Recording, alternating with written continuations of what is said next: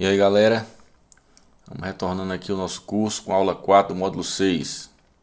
Vamos iniciar agora, gente, poder executivo, a partir do artigo 76 da Constituição. A gente nesse módulo 6 a gente vai ver muitos artigos da Constituição. Na parte lá de direito de controle de constitucionalidade a gente vai ver menos, mas até terminar poder judiciário, que a gente vai ver ainda, vai ver muitos artigos da Constituição. Então vai ser muito útil para vocês. Um módulo só vai ter, sei lá, 20, 30 artigos da Constituição comentados um a um. Vocês podem se utilizar bastante desses comentários para estudar aqui no ônibus, todo canto, né, gente? Concurseiro estuda em todo lugar. Então, vamos ver aqui o artigo 76. Poder executivo é exercido pelo presidente da República, auxiliado pelos ministros de Estado. Primeiro, gente, nós estamos no sistema presidencialista. Qual é a principal característica do sistema presidencialista? É que chefe de Estado e chefe de governo são a mesma pessoa.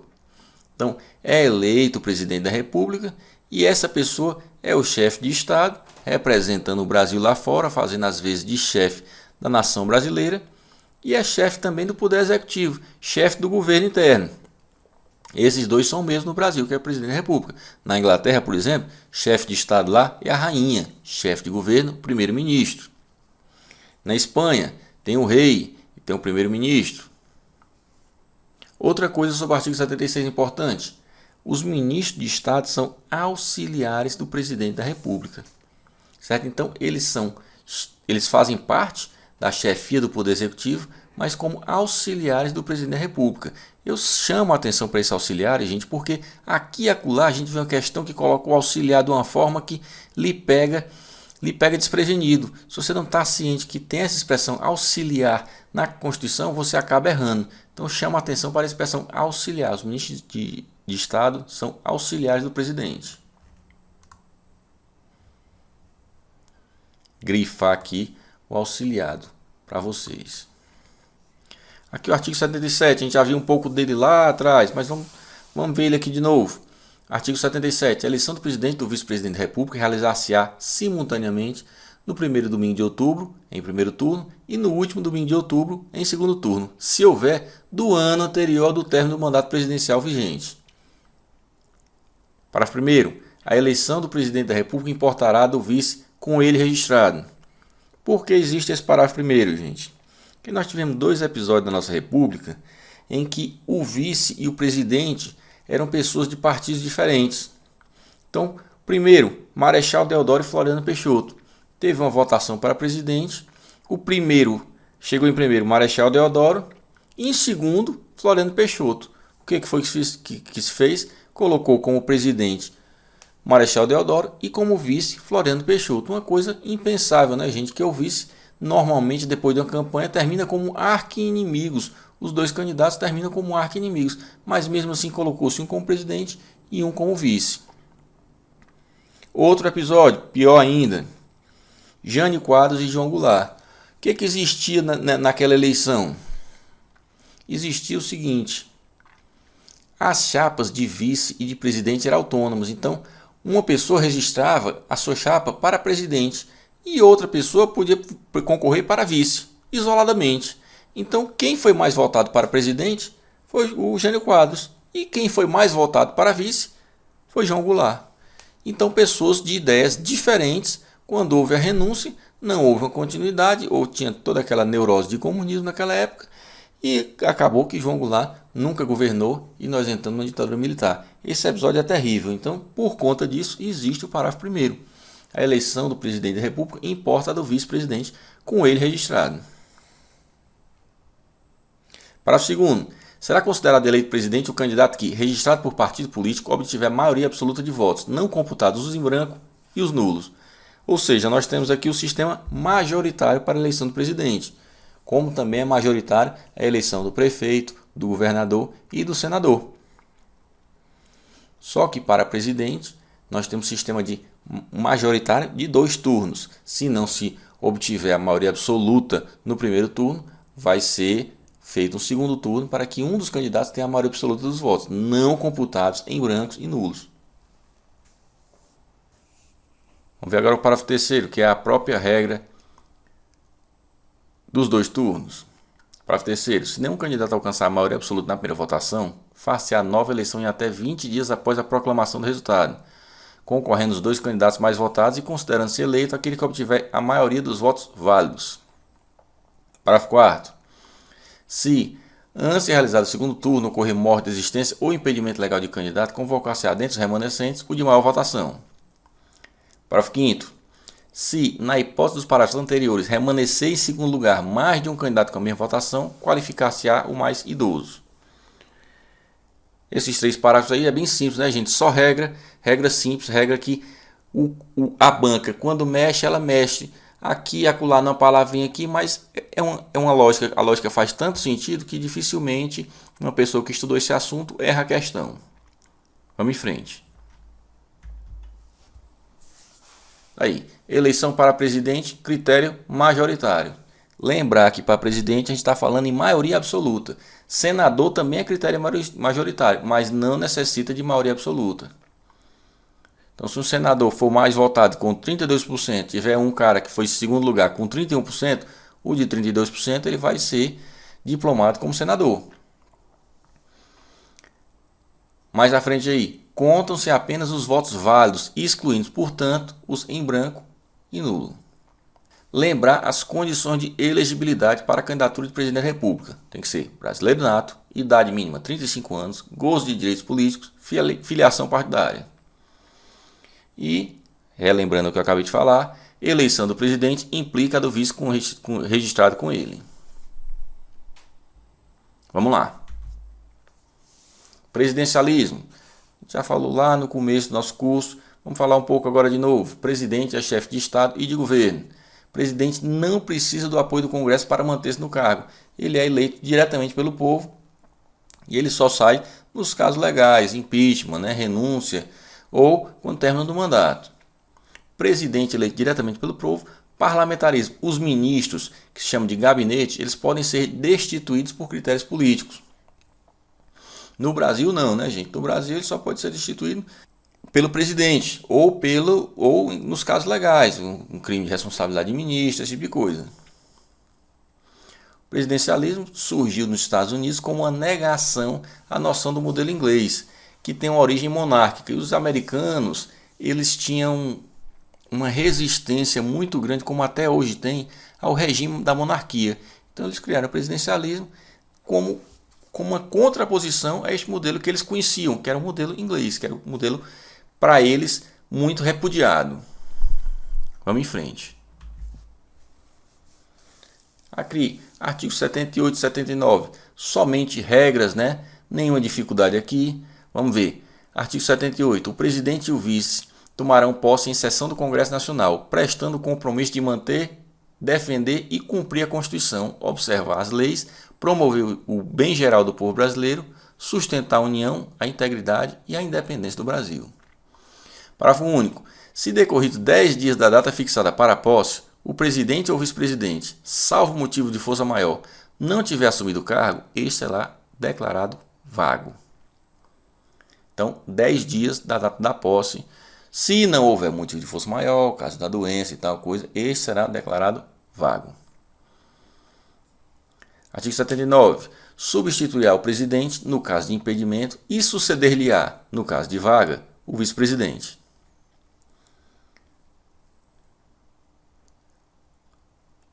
Parágrafo único. O vice-presidente da República, além de outras atribuições que lhe forem conferidas por lei complementar, lembrar que atribuições do vice-presidente, lei complementar, auxiliará o presidente sempre que por ele for convocado para missões especiais.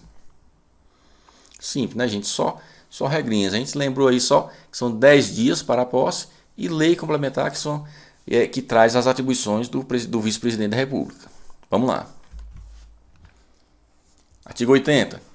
Em caso de impedimento do presidente e do vice, ou vacância dos respectivos cargos, serão sucessivamente chamados ao exercício da presidência o presidente da Câmara, o do Senado e do Supremo Tribunal Federal. Vê aí, gente, que o artigo 80 não fala em vice, ele fala apenas nos efetivos, presidente da Câmara, do Senado e do Supremo. Artigo 81. Vagando os cargos de presidente e vice, far-se-á eleição em 90 dias depois de aberta a última vaga. Parágrafo 1º. Ocorrendo vacância dos cargos de presidente e vice nos 2 últimos anos do período presidencial, a eleição para ambos os cargos será feita em 30 dias depois da última vaga, pelo Congresso Nacional, na forma da lei. Ou seja, eleição indireta. O parágrafo 1º traz um caso de eleição indireta. Vagou presidente, vagou vice-presidente, vagou. É nos 2 primeiros anos de mandato? Sim, então se convoca uma nova eleição. É nos 2 últimos anos? Sim, então nós vamos fazer uma eleição indireta. Quem vai votar vai ser o Congresso Nacional. Parágrafo 2º. Em qualquer dos casos, ou seja, vagando nos 2 primeiros anos de mandato ou nos 2 últimos anos de mandato, os eleitos deverão completar o período de seus antecessores. Ou seja, vagou nos últimos 6 meses, vai haver uma eleição indireta. Os membros do Congresso Nacional vão eleger uma pessoa para que ela fique durante os últimos 6 meses do mandato que restava ao presidente da República. Vamos lá. O mandato do presidente da República é de 4 anos e terá início em 1º de janeiro do ano seguinte à da sua eleição. Para quem não se lembra, era dia 15 de março, né, gente? Agora é 1º de janeiro. Artigo 83. O presidente e o vice não poderão, sem licença do Congresso Nacional, ausentar-se do país por período superior a 15 dias, sob pena de perda do cargo.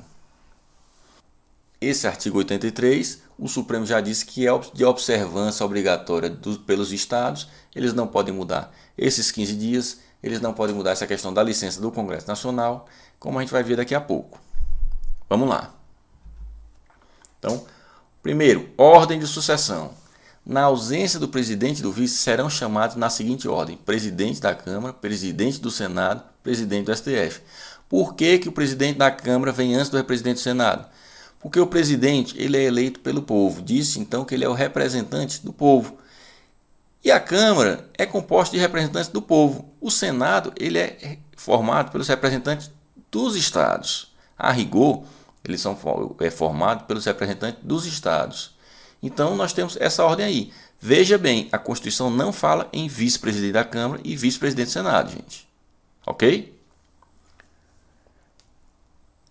Tá aí. Afastamento do presidente e do vice do país. Não podem ausentar-se do país por mais de 15 dias sem autorização do Congresso Nacional, sob pena do perda do cargo. Segundo caso aí, os estados estão obrigados a seguir o modelo. Então, governadores não podem ausentar-se do estado ou do país sem autorização. Não podem também as constituições estaduais estabelecer outro prazo. É 15 dias, certo? Tanto para presidente quanto para governador. Vamos lá. Dupla vacância e eleição. 2 primeiros anos de mandato, convoca-se nova eleição. Nos 2 últimos, eleição indireta pelo Congresso Nacional na forma da lei. O único caso de eleição indireta nós temos na nossa Constituição. Vamos lá. Ministros, gente.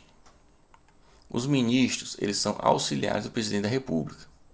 Lembrar sobre ministro, gente, que ele não precisa ser brasileiro nato, à exceção do ministro da Defesa, e eles têm que ser maiores de 21 anos.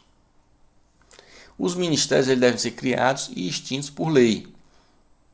Os ministros, os titulares dos ministérios, os ministros, eles são cargos de comissão, ou seja, livre nomeação e exoneração pelo presidente. Lembrar que nós temos o caso do presidente do Banco Central, que é considerado ministro, porque teve um MP que transformou o cargo em status de ministro. Mas a nomeação do presidente do Banco Central deve ser aprovada pelo Senado. Então nós temos esse caso um pouco diferente.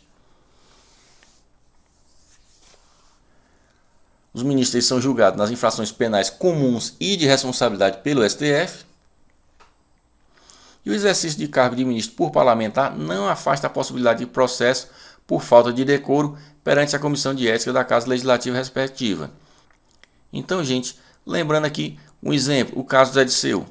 Ele não estava no parlamento, ele não estava exercendo o mandato parlamentar. Então, ele alegou, disse, não, eu não estou exercendo o mandato parlamentar, eu estou lá na Casa Civil. Eu não posso ser, portanto, julgado pela Comissão de Ética da Casa Legislativa, da Câmara. O que a Câmara disse? Não, você pode sim, você estando eleito, mesmo que esteja cedido para exercer um ministério, não afasta a possibilidade de processo por falta de decoro. Certo? Essa jurisprudência mudou. Antes, quem não estava exercendo um mandato parlamentar não podia ser processado por falta de decoro. Depois de um tempo mudou e veio o caso do Zé Disseu e consolidou essa mudança, né, gente? Vamos seguir em frente. Jurisprudênciazinha aí para vocês. Aqui é o caso que a gente já falou, né, gente? Que a regra do afastamento por mais de 15 dias precisa, afastamento de presidente por mais de 15 dias é uma regra de observância obrigatória para os estados. Então, os estados eles devem prever em suas constituições que, havendo ausência do governador do estado ou do país por período superior a 15 dias, deve haver licença da Assembleia. Então, é uma regra de observância obrigatória em respeito ao princípio da simetria, em decorrência do princípio da simetria. Não vamos ler isso aí, vocês leem, porque a gente já falou 2 vezes dessa jurisprudência, aqui só confirmando aqui com vocês, para vocês entrarem em contato com todo o linguajar, todas essas filigranas, esse linguajar que é usado, que confunde muito o pessoal da área meio. Eu coloco sempre a jurisprudência aí para ajudar vocês. Ok? Então vamos lá. Mais uma decisãozinha aí. Afronta os princípios constitucionais da harmonia e independência entre os poderes e da liberdade de locomoção, norma estadual que exige prévia licença da Assembleia Legislativa para que o governador e o vice possam ausentar-se do país por qualquer prazo, espécie de autorização que, segundo o modelo federal, somente se justifica quando o afastamento exceder a 15 dias. Mais uma de simetria sobre o afastamento do governador e do vice. Nessa aula a gente vai ficar por aqui. Na próxima aula a gente retorna com atribuições do presidente. Também muita coisa tranquila, mas a gente vai entrar em decreto regulamentar, decreto autônomo, que é uma coisa um pouco mais complicada. E a gente vai dar uma aprofundada um pouco nesse ponto para vocês não ficarem vendidos lá na hora da prova. Ok? Então, até lá!